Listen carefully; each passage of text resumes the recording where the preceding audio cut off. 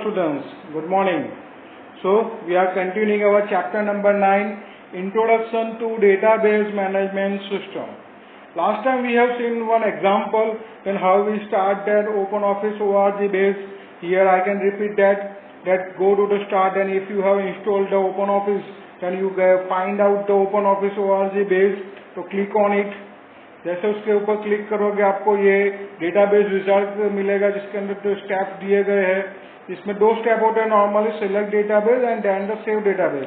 अगर आप पहली बार बना रहे हो तो create a new database option जो लास्ट एग्जांपल में मैंने आपको बताया था, but this time we have already created the database.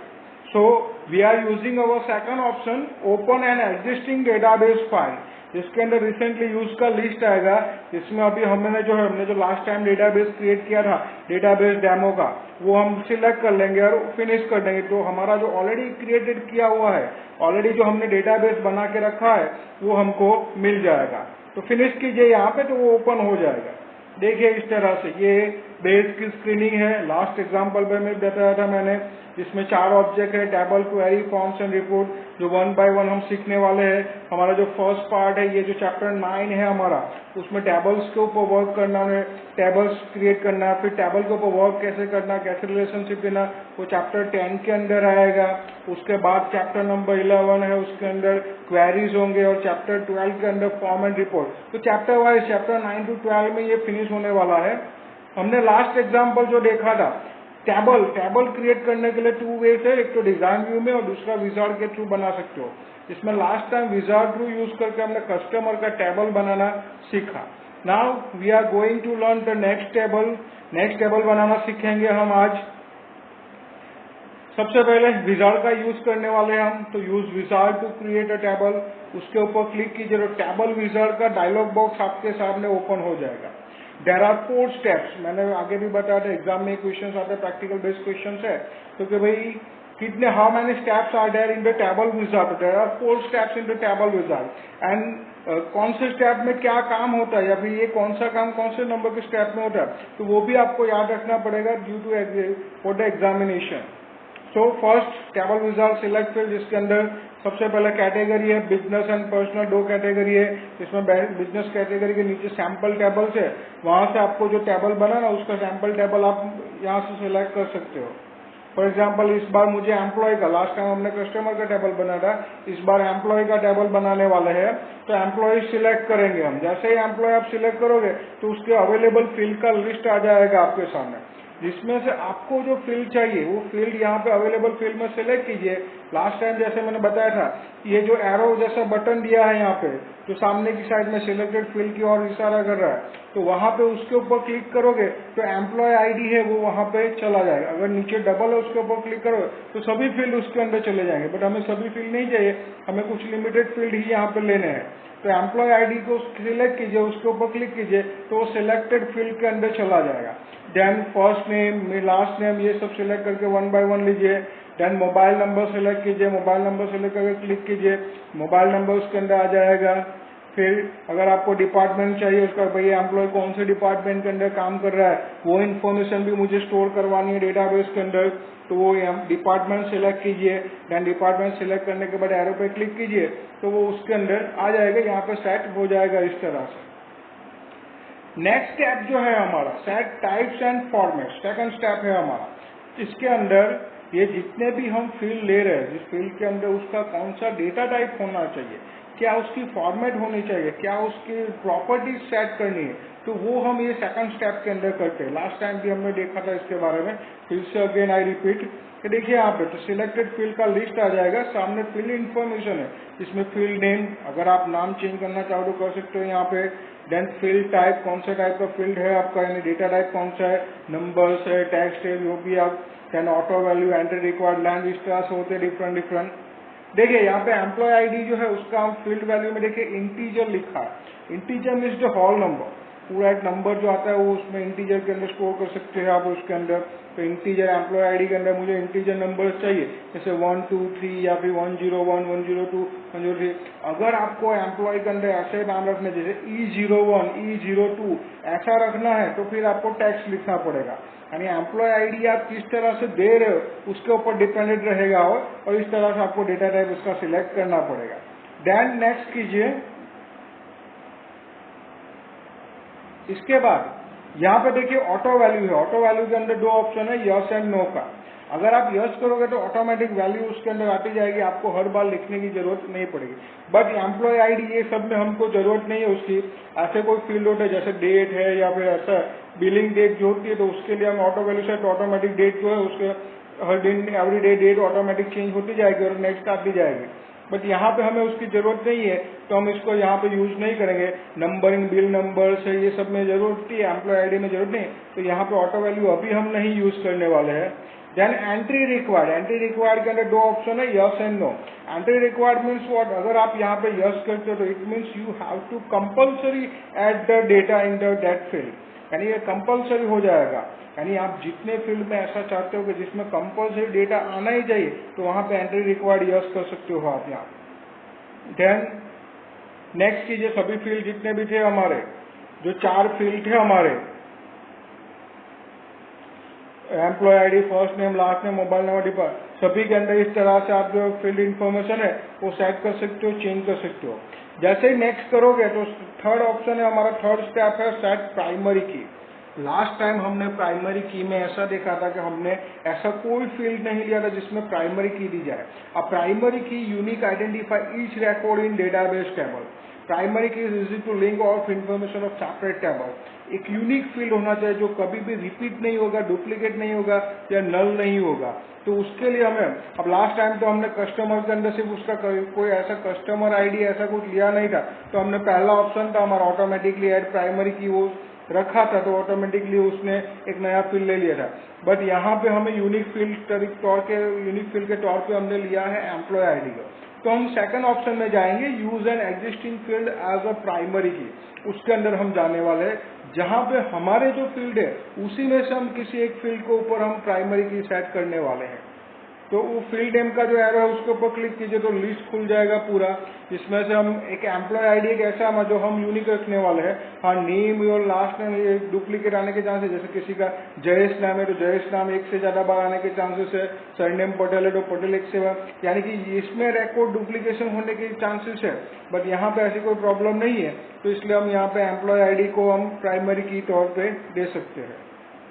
Then next कीजिए, प्राइमरी की भी दे दी। तो लास्ट हमारा जो है फोर्थ स्टेप है हमारा क्रिएट टेबल का। टेबल क्रिएट कर सकते हो। यहाँ पे फर्स्ट में what do you want to name your table, आपको टेबल का नाम क्या रखना है तो वो रख सकते हो। जैसे ये एम्प्लॉय का टेबल है तो हम एम्प्लॉय रखेंगे उसके अंदर। देन मैसेज आएगा, congratulation you have entered all the information needed to create your table. Then last होगा what do you want to do next, क्या करना है।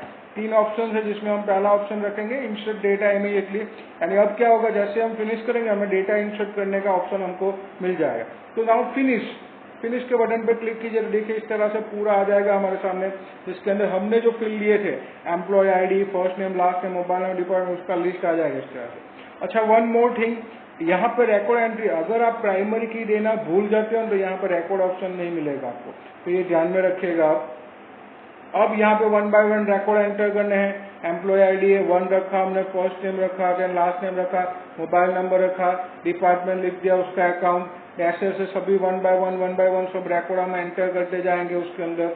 देखिए इस तरह से 5 रिकॉर्ड एंटर किए हैं। नॉर्मली प्रैक्टिकल एग्जाम से सब होती है या फिर प्रैक्टिस जब भी करने 5 रिकॉर्ड एंटर करने होते हैं आपको, तो इस तरह से 5 रिकॉर्ड मैंने एंटर करके दिखाया है। इसमें सभी के एम्प्लॉय आईडी रख दिए 1 2 3 4 5, देन फर्स्ट नेम लिखा, लास्ट नेम लिखा, देन मोबाइल नंबर, और सभी के डिफरेंट जो डिपार्टमेंट है, एम्प्लॉय के जो डिपार्टमेंट है वो सभी का नाम लिख दिया। इस तरह से पूरा बना दिया। सबसे नीचे देखिए लास्ट में रिकॉर्ड लिखा, रिकॉर्ड 6 लिखा है, यानी 6 नंबर के रिकॉर्ड पे किसी भी रिकॉर्ड के ऊपर जाओगे तो यहाँ पर नीचे दिखाएगा आपको भाई कौन से नंबर के रिकॉर्ड के ऊपर हो आप, तो वो दिखाएगा आपको यहाँ पे। देखिए यहाँ पे आप देख सकते हो यहाँ पे कि हमारा जो टेबल है एम्प्लॉय का वो टेबल हो गया, अब आप उसमें सेव करके क्लोज कर दोगे तो इस तरह से आपको टेबल, यानी 2 टेबल हमने आज देखेंगे इस तरह से कस्टमर और एम्प्लॉय का टेबल बनता है। Now we are discussing about the logical names and physical names of attributes. Attributes means field, जो हमारे फील्ड जो हम ले रहे हैं, जो टेबल बनाने के लिए जो फील्ड यूज कर रहे हैं, तो उस फील्ड के कैसे नाम होने चाहिए, उस नाम रखने के लिए कुछ कंडीशन से अप्लाई होती है।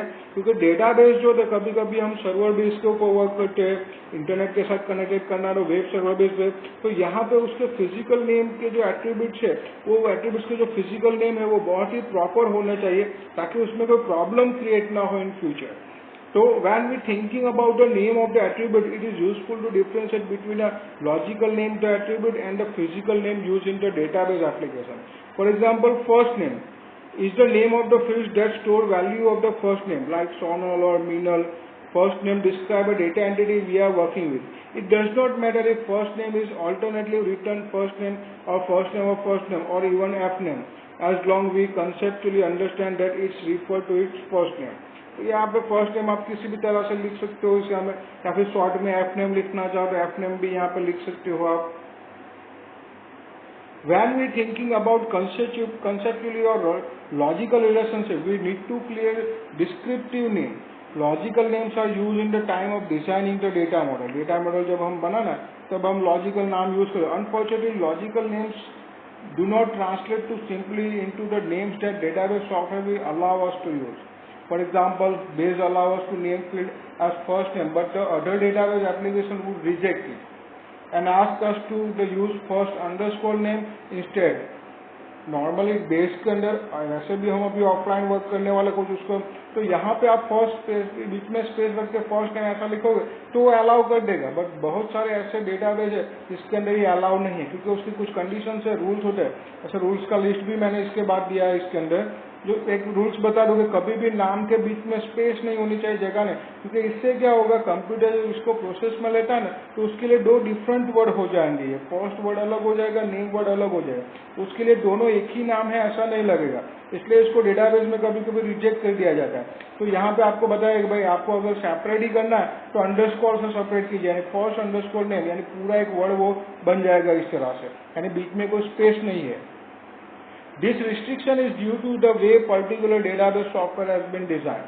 The name actually used in the internal structure for our table is called a physical name, as opposed to the logical name discussed above. The physical name will always have to conform to the convention imposed by the software that we were using. ये जो physical name है वो conform होने चाहिए perfectly कि भाई किस तरह से हमको रखना है उसके अंदर। कुछ यहाँ पे देखिए, following the convention method in below to name the attributes will facilitate porting of database design to other database software. Based in our case, क्या क्या कंडीशंस है, क्या क्या यहाँ पे ध्यान में रखना है एट्रीब्यूट्स के, जब भी आप नाम रखने वाले हो तो नाम रखने के टाइम पे क्या क्या चीजें हमें ध्यान में रखनी है। तो वो देखिए, सबसे पहला है start all attributes name with a letter. कोई भी नाम अगर आप स्टार्ट कर रहे हो तो वो लेटर से स्टार्ट होना चाहिए, लेटर के अलावा और कुछ भी नहीं होना। जैसे नंबर है, जैसे मैं बात करूँ कि भाई 12 साइंस या 12 कॉमर्स ऐसा लिखने जाऊंगा तो वो अलाउ नहीं करेगा, क्यों? क्योंकि वो स्टार्टिंग 1 है और 1 नंबर है, तो ऐसा नहीं होगा। साइंस 12 या कॉमर्स 12 ऐसा मैं लिखूंगा ना तो वो अलाउ करेगा, क्यों? क्योंकि उसका जो नाम का जो स्टार्टिंग है वो लेटर से हो रहा है, तो इट इज ओके, यानी कि start all attributes name with a letter. For subsequent character user either letter number underscore, उसके बाद आप कोई भी रख सकते हो, आप लेटर रखो, नंबर रखो, अंडरस्कोर रखो, कुछ भी कैरेक्टर उसके अंदर रख सकते हो। Do not use a space between words, 2 word के बीच में स्पेस नहीं होनी चाहिए। Instead separate them with the underscore, अगर सेपरेट करना ही आपको तो अंडरस्कोर से सेपरेट कीजिए। जैसे लास्ट अभी थोड़ी देर पहले जो एग्जांपल दिया तो फर्स्ट स्पेस नेम लिखा है तो वो अलाउ नहीं है, do not use space between word. और अगर आपको अलग ही सेपरेट ही दिखाना उसको तो अंडरस्कोर बीच में रखना पड़ेगा, यानी फर्स्ट लिखा देन अंडरस्कोर देन नेम, यानी बीच में कोई स्पेस नहीं आएगी। सेपरेटेड नेम वर्ड लिखेंगे दोनों, बट वो बीच में अंडरस्कोर आ जाएगा, यानी कि एक दूसरे के साथ जुड़े। जैसे मैंने बताया, आगे फिर से बता रहा हूँ कि कंप्यूटर अगर आप स्पेस रखोगे तो कंप्यूटर के लिए वो दोनों वर्ड अलग अलग है ऐसा होगा उसके लिए, और 2 वर्ड अलग हम नहीं दिखाने वाला, हमें तो वो एक ही नाम है, एक ही दिखाना है, तो इसलिए हमें इसको सेपरेट इस तरह से करना है। Do not use special character except underscore, underscore के अलावा और कोई भी स्पेशल कैरेक्टर, डैश है, स्लैश है, इन कॉलम है, इज इक्वल, ऐसे कोई भी एक्स्ट्रा स्पेशल कैरेक्टर्स आपको यहाँ पे यूज करना नहीं है एट्रीब्यूट्स नेम के अंदर, ये ध्यान में रखिएगा। अगर आपको एक स्पेशल कैरेक्टर यूज करना ही है तो सिर्फ अंडरस्कोर, उसके अलावा कोई नहीं। Use abbreviation if needed to keep the length और एट्रीब्यूट नेम शॉर्ट। नॉर्मल छोटे छोटे ही नाम रख दीजिए। फर्स्ट नेम है तो एफ नेम शॉर्ट में लिख दीजिए, लास्ट नेम है तो एल नेम लिख दिया, बर्थडे तो बी डेट ऐसा लिख दिया। यानी शॉर्ट में, टूक में जो शॉर्ट्स है तो एब्रीविएशन से उसको ये करना है आपको, बहुत ही शॉर्ट में बहुत सिंपली उसके नाम लिखने हैं आपको। तो ये कुछ रूल्स हमने देखे जिसके अंदर हमें जो फिजिकल नेम, जो एट्रीब्यूट्स के जो फील्ड के जो नाम हमें बनाने वाले, तो उसके अंदर आपको ये सब ध्यान में रखना है। ये कुछ रूल्स फॉलो करने पड़ेंगे आपको। तो आज हमने ये देखा, यहाँ पे थोड़ी थियरी हमने इसके बारे में देखी। नेक्स्ट लेक्चर में भी एक एग्जाम्पल भी देखेंगे, साथ में थोड़ी थियरी भी। अब जितने भी लेक्चर्स आएंगे हमारे 9 चैप्टर के अंदर, तो उसमें इस तरह से थोड़ी थियरीज होगी, उसके साथ एक एग्जाम्पल, थियरीज एग्जाम्पल, इस तरह से पूरे आपके लेक्चर्स ये चैप्टर 9 के अंदर आपको मिलेंगे। तो आज के दिन ये लेक्चर्स यहीं पे रखते हैं। I am Himanshu Chauhan, thank you for watching me, have a nice day, always be safe and happy. Hari Om.